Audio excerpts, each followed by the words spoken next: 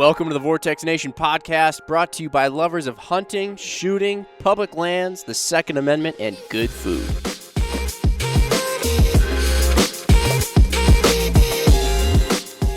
Okay, we've got Ryan Muckenhern and Ken Calhoun here with us. And Ken, welcome to the podcast. First time on here. First time, thank you. Was it a bad idea to bring you and Ryan in here in the same room, so close to one another on the same podcast? It's pretty close quarters. We're going to find out.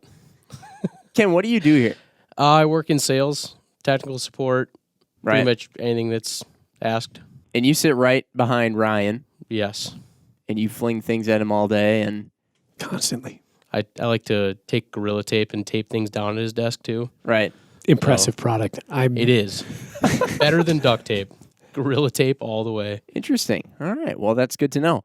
Okay, so what we're going to talk about today is a little bit of a recipe podcast for you guys. Now, we've done turkey leg street tacos. That was an exciting one. But one thing we did this time is, in order to keep it a little bit shorter for you folks out there, we waited a couple of days before we did this podcast. Last time we did the turkey leg street tacos, in our extreme excitement, we did our podcast immediately. So you had to deal with some crazed out turkey leg lunatics there for a bit. But we're talking about snow goose, a.k.a. sky carp.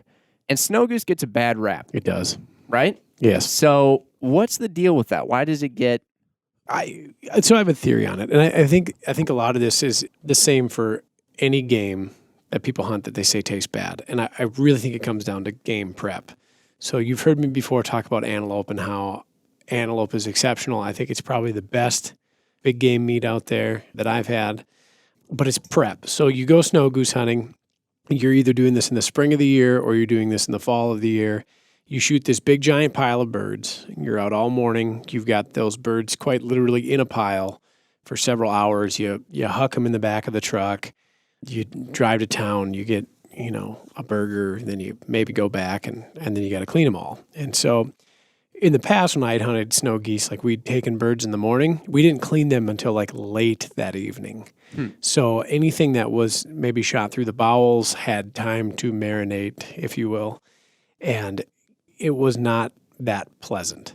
Much like you can marinate things in delicious You can do the spices opposite. and Yeah, juices, you can do the opposite too. Correct. Okay. And I think another thing, looking at a snow goose's diet, it's not remarkably different than a Canada goose, and a lot of people really like Canada goose. And looking at, like a mallard that would fly through South Dakota, it eats corn. The snow goose eats corn.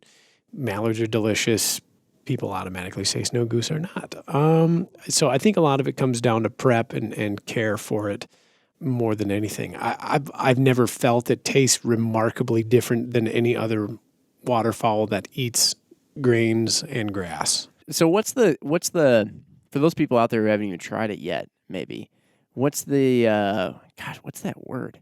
Like the general feeling of what it tastes like. I've heard greasy. It's I've heard just kind of like, if I could It's assign, a darker meat. it's kind of irony. I'm not going to say like liver because it's not like liver, but it's a richer taste. It tastes like somewhat like beef, maybe, but different. Dark meat on turkey leg with beef, like very lean beef. Most of the time, I think people overcook it. So Yeah, like medium. You Yeah. want to cook a medium, yeah, which So is weird for a bird. You cook chicken, you got to make sure it's cooked all the way through. But right, that is weird. Because we'll get into this too, when we cook these things, there's a little bit of pink in there. Oh yeah, Yep. And that was the way it was supposed to be. that's very important. Okay. Yeah. So, all right, for those people out there who might be wondering too, so hunting snow geese, they're a pest. We were just talking about this right before we got on. They're a pest essentially.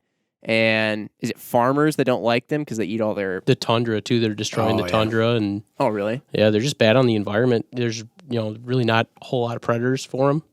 So That, and there's just so many of them. yeah, Even where they do have like a lot of predator influence, like there's so many of them. And we're talking not thousands, not tens of thousands, not even hundreds of thousands, but tens of millions of snow geese that fly to, like Kenny said, the tundra, and like there are not enough foxes, hawks, or wolves to curb that. not even put a dent. No, huh? Jeez. Yeah. So they're displacing other species too up there that are native. There's a particular type of sparrow in particular that I said particular twice. That's okay. But people that are concerned about the sparrow that's being displaced by snow geese because it's eating it out of house and home, and like that sparrow's looking down the barrel of like endangerment and possibly extinction because of this. And there's a lot of other species up there too that are running into things because of large snow goose numbers. So Kenny and Ryan here, I wasn't on this hunt, but you guys went on this hunt. There's a couple other guys from work that went on this hunt. This was like a weekend excursion. You guys literally left after work on Friday, and you made it back in Monday morning before work. Yep. You went down to Flatland Flyways, Correct. right? Which is in Hecla, South Dakota. South Dakota. And what time of year was it?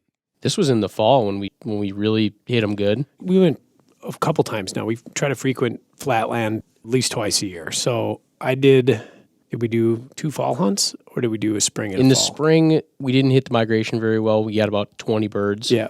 And then you can run extension tubes in the spring. But then in the fall, you have to run a plug, just like with ducks. And that's when we shot 197 in 3 hours with plugs. And so that's kind of where we had a ton of meat to work with when we made these snow goose. Yeah, we still I have don't a even know lot what to call more them. too. Yeah, we have a lot more. So let's get, okay, now that we've got a little background, let's get into what went into making, do we even have a name for these yet? Snow goose? Let's call them Popper tacos. I like popper taco. It sounds Popper pretty good. tacos. It's popper taco. I like that. I like Yeah. that. So, and this idea came about because you have sort of a way of snow goose jalapeno poppers. Yeah, yep. And so you do that with it's essentially the same recipe we're going to talk about here, but you do snow goose and it's like some cream cheese and bacon and stuff? Yep, with a slice of jalapeno, wrap it in bacon, and throw it on the grill. Throw it on the grill. And so we knew that being at work, and we, had a little bit probably more people to feed here at work than maybe Kenny had in his backyard with a Miller Lite. But so we had a lot more people to feed, and so we decided to do popper tacos, where everybody could just toss all the ingredients into a tortilla. So that, and we kind of combined another recipe we got from a guy a while back, a venison roast. Yeah. Or maybe not the recipe. We copied the idea on The prepping. Yes. Right. So we've got these, and you guys, sorry, I'm a little bit all over the place right now. So Ryan, you were mentioning that after you hunt the snow geese, you got to probably get them on ice, just like antelope, right away. Is that kind of what you guys did? So while we were much more expedient when it came to field dressing and then like caring for the animals, I think when we had gone the last time, from the time we got off the field, I think we left the field at about 10 a.m. We got it back to the hotel. Or no, we did an afternoon hunt. We left the field, got back to the hotel. We had the birds cleaned, bagged in the cooler on ice, like pronto, and like washed and cleaned and taken care of. So yeah, I mean, I don't think you need to take your fowl and like pack it in ice when you're in the blind or anything like that. Like as a duck hunter and a waterfowler my whole life, like that's not a practice I've ever done. But keep in mind, like you're shooting something with a shotgun. There's a lot of pellets that go through there. There's a lot of holes. Like the ability for the meat to marinate in that bad way we talked about is escalated. So just be mindful of that. And I bring that up because since we're talking about the recipe and making these things as good as possible, you should almost start thinking about if you're going to eat these, which we highly suggest doing. Oh yeah. You want to start thinking about it as soon as you shoot them out of the sky. So you start there, and then we went into, again, another word is escaping me today, where what's that type of prep called? Brining. Yeah, I kept wanting to say something else. I knew it started with a B, but anyway, so we brined it. What's the solution that we brined it in? So we took Mike O'Brien's recipe for the venison roast, which was a remarkable success. It is a bucket of water, a cup-ish of salt, and a cup-ish of brown sugar. I think he even specifically said ish. I believe in so. In his recipe. I feel that when you see all these numbers and like they're very exacting, somebody tried very hard to make it look legitimate, where if you call it out as ish, you know what you're doing. Like, that'll work. It's cup-ish. Yeah. It's like a pinch. Yeah. It's like an eyeball. Yeah, yes, absolutely. Excellent. So we got that going. How much was in there? How much snow goose? I want to say, what did you count? 32 birds? 30, low 30s. Yeah, so 32 birds worth. Okay, so we had a fair amount in there. And then that sat overnight. About 24 hours, yeah. About 24 hours. And then when we got them out, we seasoned them. Yes. Did we dry them off before we seasoned them? I thought we I saw did, you yeah. and Eric go there. We patted them dry. That's kind of a big thing because I think otherwise, like your seasoning salt's going to kind of melt. Yeah. And maybe some of it will wipe off. And so, no, we pulled them out of the brine. We gave them a good rinse, made sure that we didn't have any feathers. And that's another thing, too. Like when you're eating game, like you wouldn't want deer hair in your sausage. You don't want goose feathers in goose meat. And you certainly wouldn't want like a chicken feather in your chicken McNugget, right? We only found one pellet. Which That's was it. impressive. Did anybody bite into that? Or Nope. We found it during the prep. Yeah. Oh, okay. Kenny found it with a knife. Yeah, I didn't crack any molars on that. So Thank God. That's not fun. No. So we gave it a good rinse, then we patted them dry real quick. I mean, it wasn't like the big operation, just paper towels and got 32 birds dry. It was 2 trays of meat. It was very impressive, the amount of meat that was there. I always like that. I like looking at sizable amounts of meat on the tray before you start cooking it because it like makes you feel good. Like, oh yeah, that's it really does. It does. It's very satisfying. And then your secret seasoning. It's not so secret. I think I've talked about it even when we did the turkey leg street tacos. I actually use the same seasoning. Anytime that tacos, burritos, or anything with like a sort of Mexican-inspired theme is going on, I bust out. Now, maybe the secret at this point is still the proportioning, but it's salt, pepper, a lot of black pepper. Everybody always underutilizes black pepper. Fools. Garlic powder, chili powder, chipotle powder, and cumin. Wow. And that usually does pretty good. It was exquisite. Yeah. The only difference I would say is usually if I'm making like burritos or something like that, I'd put lime on them. But I don't know how lime would have done with this particular one. I don't think it would have been bad. We'll do it next time. Next We got a time. lot of goose. Yeah, we got a lot more goose. We'll try it next time to let you guys know how it goes. But that was the seasoning, and we pretty much we got them pretty well coated. Oh yeah. Before bringing them out to the Traeger, where we had it at, what was it at, like 275 It was or pretty, so? yeah, low temp. I think 225, 250? Between 250 and 275, I think. Because I want to say, yeah, we turned the dial almost like vertical, which is I think about 250 to 275. We had hickory pellets in there, and they went right on the grill. And we had to stack that little thing because we were using the little tailgater Traeger. We stacked them in there, and they smoke grilled sort of for... It was a lot less time than I think I had initially assumed. Same. That's what I thought, too. Yeah. I mean, it was only like 30 minutes or 20 minutes. You're thinking, when you think about this piece of meat, though, it's not like when you put a roast on there. That thing's like 4 inches thick and like this very large piece of muscle tissue. This is a breast fillet of a snow goose, which I would say is actually a little bit smaller than what you would buy a chicken breast in the store. Snow goose, they're not very big. You're mostly shooting juvies, too. Yeah, correct. So young birds. And so it's a smaller piece of meat. It was about the size of like a half a hamburger patty. Yeah. Yeah. That's a good way to put it. Yep. But we had like 64 of them. So it all adds up. Yeah. Every square inch of that Traeger's surface was... So they were on there for like 20 to 30 minutes, I think. Tops, right? So they weren't, and when we pulled them off, they looked good on the outside. Like they were nice and brown on the outside, but they still had that little bit of pink on the inside. Yep.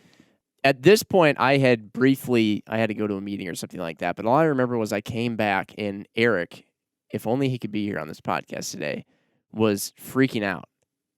That's the only way I can put it. He was. And when people say freaking out, I think people use that term loosely a lot, but like actually...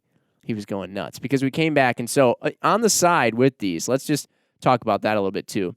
We had our Nesco going where we melted down like cream cheese and whipping cream. Yep. So we took, it was a total of 8 blocks of cream cheese and I think a half a pint of whipping cream. And we put that in the Nesco to just sort of like all melt together. Yeah. It was that it? Was that all we had? That was it. Okay. Yeah. So it was the consistency of Alfredo sauce. Yes. Yeah. That's how I'd put it too. And then, so we had that going in the Nesco. Then on our Ninja, which can sear, we had bacon bits essentially going. We chopped up bacon and threw it in there to get crispy. And then we had also gotten, we'd put some jalapenos on the grill for a little bit too. And those were kind of like a little bit dark and charred around the outside. Chopped those up. So we basically it was almost like a mixture of it's like something you put on a baked potato. Yeah. but it was all going to go into these tacos. And actually, the snow goose in and of itself was just by itself was delicious. It was exceptional. There were a lot of people that tried it for the first time and were asking where they can go shoot snow geese. Oh, yeah. Yeah. Which is funny because I think we even posted about it a little bit on the Instagram story at Vortex and on our page, and tons of people were messaging in like, you guys, like, ew, sky carp, that's gross. You guys are going to get nasty food. And yet all these people, like you said, tons of people hadn't even tried it before. They were just passersby. Hey, you want to try a taco? They had a little bit, and they were loving it. We Blown away. Oh, yeah. We cleaned out that supply of meat like that. Yes. So we're going to make more next time. Almost instantly. Yeah. Which is really exciting because we have a lot of non-hunters at Vortex.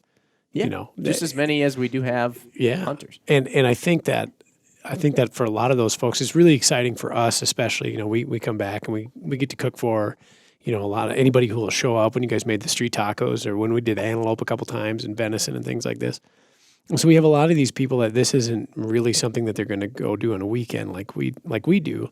And it's always so great to see them first in line and like, oh, yeah, and coming back for seconds. Like that is the most rewarding thing, period. And so, yeah. We've gotten a number of people too to just go out on their first hunts after trying some food that we've made, which I think is super cool. Everybody loves the idea, but I think a lot of people, it's just like, you know, they don't have time, they didn't grow up with it. Now they work here.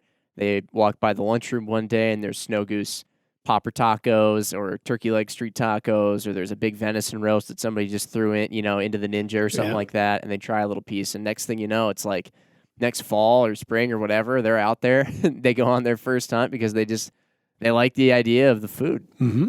And, and that's pretty sweet. It's the best. It is. Yeah. It's super fun.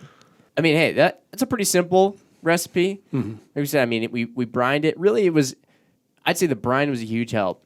Brined it, seasoned it, smoked it, threw it in some popper tacos. You could also do this if you're just sort of at home and not feeding a massive group of people, as jalapeno poppers, and just stuff jalapenos and throw those on the grill too. The one suggestion that we would make, if you happen to be in a location where there is no access to bathrooms, we would suggest not making this recipe and holding off until you find yourself in a location. And the reason we say that is because we had, by complete unluckiness, we had all the water pressure in our building go out for a brief period of time, actually just in the town, essentially. Yeah. And so if you can imagine that, there were very few bathrooms open. None of the toilets full. By the end of the day, there were zero. And the next day, we had our grand opening. In which nearly 4,000 people showed up. Yes. Yeah. So, not bad. No, it worked out really well. And the toilets did end up flushing. Oh, they did. Yes, we'll make that clear. Yeah. So, props to Barneveld for getting on that. In fact. Yeah, it was an awesome recipe. And we really did kind of pull it out of our hat, too, because we thought about the logistics, as you said, behind feeding a large quantity of people. And, like, you get you get two poppers out of a jalapeno, cut it in half. Mm-hmm. That's a lot of jalapenos, because it would be like half a snow goose breast per popper. So you would need hundreds of jalapenos. Many. It wasn't inconceivable at the moment. So that's kind of why that came up. We'll do again. We'll make with other game meat too. Curious to do this with things that are very non-traditional. For sure. I think Eric was so excited about it too. He's trying to cut together some video footage that we got from it and put it up on Instagram TV. So, folks, you'll have to, if you're listening here, you'll have to check that out too on the Vortex Optics Instagram page. So we'll try and get something up that shows a little bit of the prep, maybe some of everything that went into these snow goose popper tacos. So, and would you look at that? We came in we're hitting 20 minutes right now. Pretty solid. Turn and burn. 20-minute turn and burn. That was about the amount of time it took to get this recipe off the ground. Exactly. All righty. Well, hey, thanks everybody for listening. Hope you enjoyed this recipe podcast for snow goose popper tacos. If you have any suggestions for stuff you want to hear in the future, recipes maybe that you'd like to shout out our way to maybe try and do a podcast on perhaps, we'd love to hear it. But yeah, thanks everybody for listening. This is Kenny, Ryan, and Jimmy signing out. We'll see you guys next time. All right, that'll wrap it up for this episode of the Vortex Nation podcast. Thanks, everybody, for listening. Hit that subscribe button so you can always stay up to date on the latest happenings over here at the Vortex Nation podcast. Leave us a review or comment down below. We want to hear what you have to say about the show, maybe what you like, maybe what you didn't like, so that way we can make these podcasts as good as they can be. Hey, if you were interested in some of the information you heard here too, but you don't want to go all the way back and listen to the whole thing again just to get out one little nugget of information, check out the link in the description because we'll have this in PDF form with pretty much everything that we've talked about. You can also follow us on Instagram at Vortex Nation Podcast. We'll be posting about each episode released, so that way you can go back, find these things, maybe grab a little nugget of information that you could take with you to the range, out in the field, or maybe to the kitchen if we're talking about some good food. So, again, everybody, thanks, and happy hunting and shooting. We appreciate it. Have a good one.